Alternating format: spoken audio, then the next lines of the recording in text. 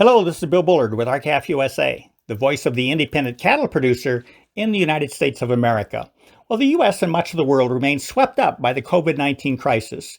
Now, the U.S. did not invite this virus to enter our borders, but reports indicate that we had relaxed our defenses by primarily relying on another government, the Chinese government, to notify us that a disease contagion may be headed our way. Those same reports suggest the notification came way too late. Now, relying on other governments, including those that don't particularly like the United States, as our primary defense against the introduction of highly contagious and even potentially life-threatening foreign diseases and pests seems highly inappropriate.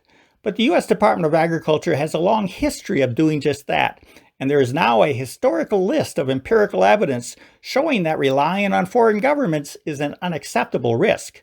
For example, in 2000, the U.S. relied on the Argentinian government to ensure it wasn't exporting beef from animals infected with foot and mouth disease. However, by mid-2001, it was learned that Argentina had failed and refused for many weeks to report widespread outbreaks of foot and mouth disease within its borders.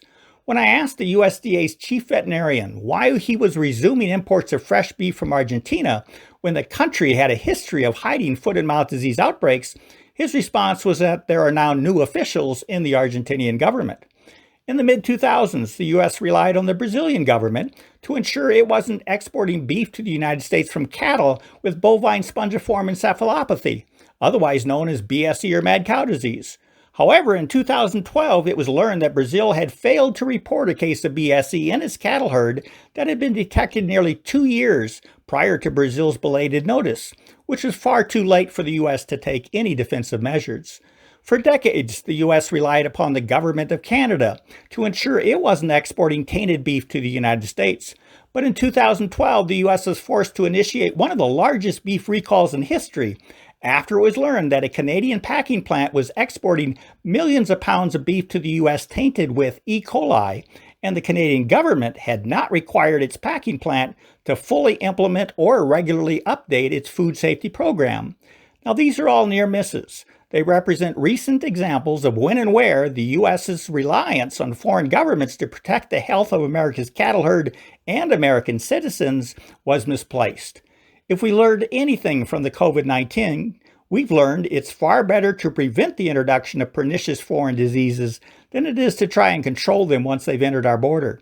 So this begs the question, why in the world would the USDA continue to allow high-risk imports from countries where foot and mouth disease and other devastating diseases are known to exist? Now, the USDA has already answered this question.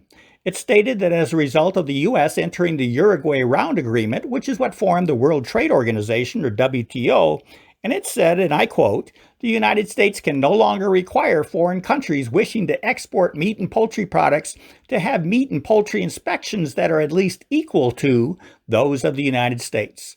Now, lest there be any doubt that the reason the United States is systematically dismantling our import restrictions that have protected our country from the introduction of dangerous foreign animal diseases for decades is because we have ceded that responsibility to a governing body on a global basis known as the WTO. And the USDA also explained why it was continuing to dismantle those important protections and instead would begin relying on foreign governments to protect us from diseases by stating, "The fundamental purpose of the changes we are making to the regulations is to fulfill U.S. commitments under international trade agreements." So there it is. Protecting your health and safety and that of your livestock is no longer the fundamental purpose of the U.S. Department of Agriculture.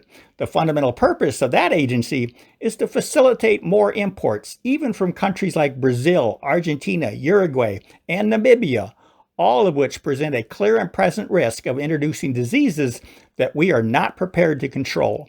And this, too, we have learned from the COVID-19 experience. It's time to pick up your phones to call your members of Congress to tell them enough is enough. They must stop allowing imports from countries that have not eradicated highly contagious diseases from within their own borders. Well, thank you for helping us build support for the American rancher.